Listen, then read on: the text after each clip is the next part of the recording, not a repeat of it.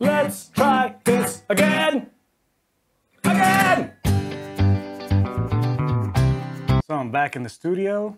Just got back from shooting Khalil Gibran's The Prophet at KLPAC. And I actually, it's kind of par for the course with this vlog, huh?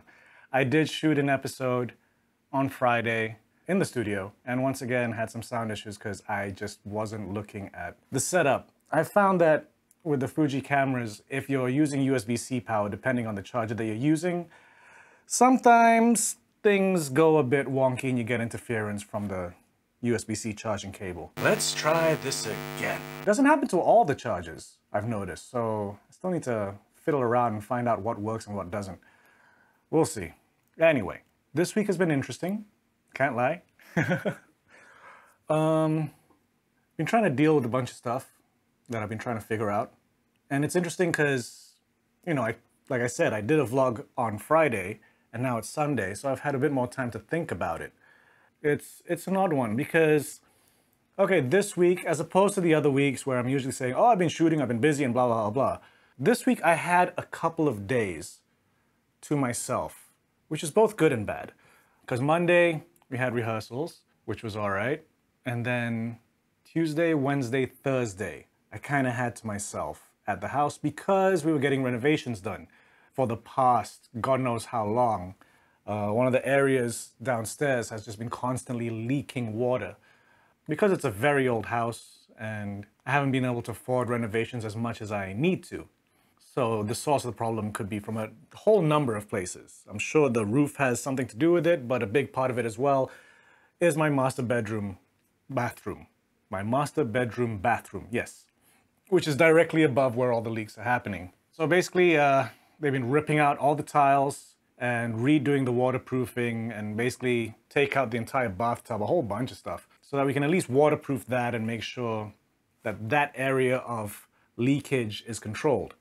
And I figured like, okay, they're gonna be spending that Tuesday till Thursday working. That'll be a good break for me. Number one, I'll be able to have some time to myself and chill out at home. And number two, I'll be able to catch up on a bunch of editing work that I needed to get done. I was wrong.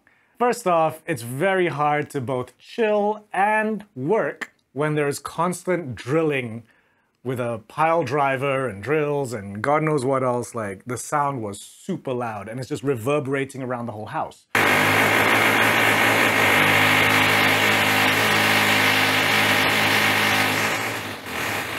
So in my editing area, nope, it's too loud because my room for editing is right next to, like, it's the connecting wall to that bathroom, so it's too loud in there. And that's where I was keeping all my cats who are just freaked out by all this noise and strangers suddenly in the house. And then trying to chill and watch TV, also kind of impossible because the living room is directly underneath it. So again, lots of drilling and sounds and all kinds of stuff. And I was basically watching TV in between the drilling. But I attempted it anyway because I knew I wouldn't be able to work. So I figured I got this time. I've been wanting to get back to music again. So I put on the Beatles Get Back documentary by Peter Jackson. And I don't know why, but that first episode really affected me in some way. It was weird, like there was a strong emotional reaction. It was just depressing the fuck out of me. And I'm gonna try and explain why. There's a whole bunch of different factors to this. First off is, you know, the fact that I've just been, for the past month and a half, working non-stop without really a moment to myself to, you know, think about stuff. I've had like 1 or 2 days in between to catch my breath and just recuperate, especially after I was shooting up in the hill. That was tiring as fuck. So I just needed a day just for my body to normalize. But taking an extended period of time where I can just kind of be alone with my thoughts, that hasn't really happened. And you know, like, it's been nonstop, like, you're just on auto. You're just going, going, going. Work, work, work, work, work. And when I get into that zone, like, everything else can just go away as far as I'm concerned. Like, I'm just zoned in on the work. To quote Buffy the Vampire Slayer, the mission's what matters. Is it the mission? The mission's what matters? The mission's what's important? Something about that. Something about the mission. Number one, mission. Yeah, whatever. But yeah, so there has been a lot of feelings and stuff bubbling up that just haven't been attended to. And I think a lot of that was bubbling up in the surface. I guess that Beatles Get Back documentary kind of triggered it a little bit more. Because watching that episode, for those that haven't watched Get Back or have no reference to the Beatles, just don't like the Beatles. The Get Back documentary is them recording, what do you call it? Them trying to record new material and practice for a live performance in like 2.5 weeks, which to me is just the stupidest thing. And it's after their manager for God knows how long passed away. And, you know, it's quite a pivotal moment in their career. It's the third act of their career, for want of a better word, I guess, as the Beatles, before they go off to do other things. And that first episode, bearing in mind each episode is like 2.5 to 3 hours, that first episode is like about the first week and a half, maybe, I guess. It was first week and a half, week and a bit, I don't know. And it's a very fly-on-the-wall documentary. Like, there's no narration, there's some supers to put things in context, but apart from that, you're just watching these guys at work. And that's kind of why I wanted to watch it, because I like watching the process of people creating stuff. But watching it just reminded me of the worst moments of being in a band, you know? It's a weird thing to say, but okay, let me try and explain it even further. Like, out of the Beatles, the Beatle that I like and that I would most relate to would be George Harrison. And that was the Beatle that I always found interesting. And when you're watching that documentary, I'm sorry, but if you've ever been in a band and you knew nothing about the Beatles, you can tell, just from the amount of close-ups and just looking at George Harrison's face, you can tell he's not happy. And sure enough, at the end of the episode, he leaves the band. Like, he quits the Beatles. But even if I didn't know about this, which I did, even if I didn't, just looking at how the dynamics were and watching his face, I'm sorry, you can tell, like, from like the first 10 minutes of them rehearsing, I'm like, George is gonna quit in a week. And sure enough, he does. In the most gangster yet British way possible, but it's literally lunch break and he's like, right, I'm leaving. What, you going off for lunch? Like, nope, I'm leaving the Beatles. And he just leaves. But yeah, it was weird. Like, watching that documentary really brought flashbacks of the low times I had in bands. I'm not saying that, you know, my times with all the bands I've been in was always terrible. No, they were wonderful. But I don't think any musician can honestly say like any band they were in beginning to end was wonderful. You know, you do have your low moments. And seeing that stuff just reminded me of those moments. That was compounded with a bunch of other stuff that was happening around that time, because there was a lot of miscommunications going on with WhatsApps and emails, and they were really annoying me more than it should. There was one WhatsApp message in particular that really just got me off the rails, because it was like a reply to something I'd asked 12 hours before, and it was a really simple question, and somehow even that got miscommunicated, and for some reason that, whilst watching Get Back, was the trigger. It's odd, I know, but one thing you always notice when people have breakdowns, it's never because of the big things. It's like some tiny little thing that happens that sets them off, and for me it was that. I don't know why I kept watching the episode, but as I was watching it, I was feeling more and more terrible. And it's weird, it's one of those things where you know something's wrong emotionally, but you're not actually confronting it and thinking about it and trying to break it down and make sense of it. And yeah, by the evening, I was just a lost cause and broke down to my wife. And thankfully, my wife is awesome and she helped me get back up. But yeah, it really made me realize there was a lot of shit that I just hadn't been confronting, that was going on inside my head. A lot of, I don't know, a lot of feelings of anger and dissatisfaction and jealousy and insecurity and a whole bunch of stuff to do with my career, to do with the work I do, just to do with me as a person. And it's weird. If you think about it, like, there I am, I've got all these jobs lined up, so much so that I don't have time for myself. And yet there was this incredible dissatisfaction inside me. Of course, I'm not going to go into super details because y'all don't get to see that much honesty from me. Some shit has to be kept secret. You know, if something comes up that I'm ready to talk about, fine. But for now, that's all you're going to get. But yeah, it was a strange dissatisfaction, a lot of feelings that I hadn't really confronted, and a lot of it was manifesting itself in the form of anger.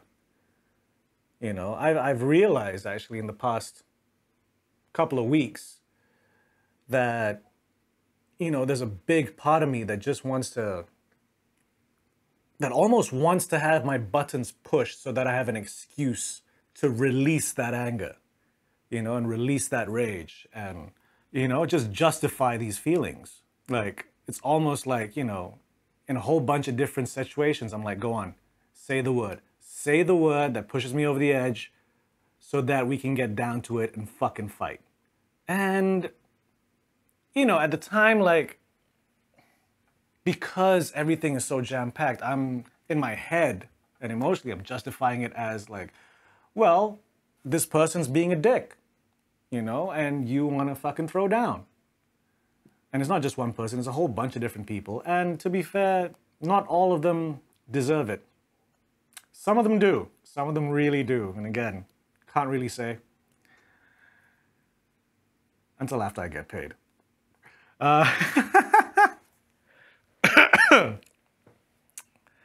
Yeah. You know, I realized that, like, I've been jonesing for a fight. And now that I've had that time to actually just confront it and think about it, it's becoming more and more clear to me that I just want that so that I can release this feeling. Yeah, I just want that release. But it's not entirely justified. There are like 101 ways to be able to handle all these situations more civilly than to start a shouting match or have it end up in fisticuffs. But the fact that those feelings are there, and even now, every once in a while, I realize, like, if I'm not keeping an eye on and keeping in check, like, those feelings are flaring up again. You know, there's some stuff I need to sort out.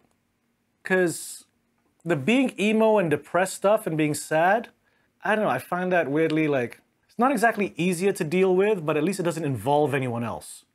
This whole anger thing, that can get dangerous. Like, that could blow up in a way that I might not want, you know, or have repercussions in the future.